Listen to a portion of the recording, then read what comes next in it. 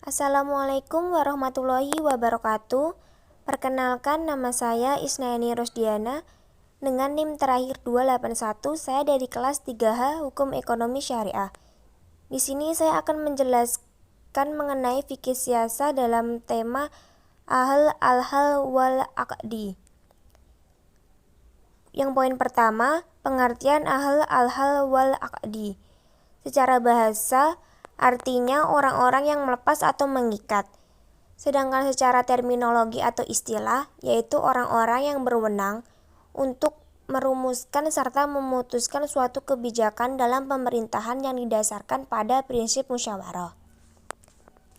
Poin yang kedua, dasar hukum al-hal wal aqdi. Secara eksplisit, dalil tentang al-hal wal aqdi tidak terdapat dalam Al-Quran dan Al-Hadis. Namun sebutan tersebut hanya ada dalam surat turas fikih di bidang politik, keagamaan, dan pengambilan hukum substansial dari dasar-dasar yang menyeluruh. Maka dasar sebutan dikiaskan dengan istilah ulil amri. Seperti dalam firman Allah Subhanahu wa Ta'ala terdapat dalam surah An-Nisa ayat 59. Yang poin ketiga, mengenai syarat dan mekanisme pengangkatan al-hal wal aqdi. Mekanisme pengangkatan al-hal wal aqdi secara jelas tidak disebutkan dalam Al-Quran dan Hadis. Tetapi Nabi SAW pernah mencontohkan pemilihan yang demokratis. Sedangkan Ibnu Khaldun hanya memberikan 4 syarat, yaitu 1. Memiliki ilmu pengetahuan, 2. Adil, 3. Mampu melaksanakan tugas termasuk kearifan, yang keempat, sehat jasmani dalam arti panca inderanya dan anggota badan lainnya.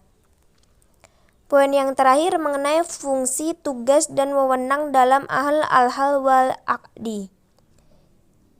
Yang pertama mengenai tugas. Tugas al-hal wal aqdi adalah sebagai berikut. 1. Tugasnya untuk mengangkat dan memilih khalifah. 2. Untuk memecat dan memberhentikan khalifah. Yang ketiga, untuk membuat undang-undang.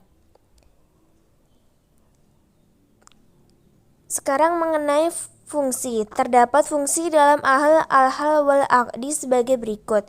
1. Terdapat pedoman-pedoman yang jelas dari Allah Subhanahu wa Ta'ala dan Rasulullah SAW.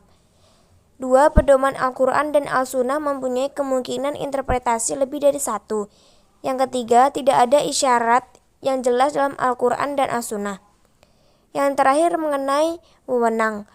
Dalam literatur yang berbeda disebutkan bahwa wewenang al-hal wal aqdi sebagai berikut. 1. Pemegang kekuasaan tertinggi yang mempunyai wewenang untuk memilih dan membaiat imam. 2. Mengarahkan kehidupan masyarakat kepada yang maslahat.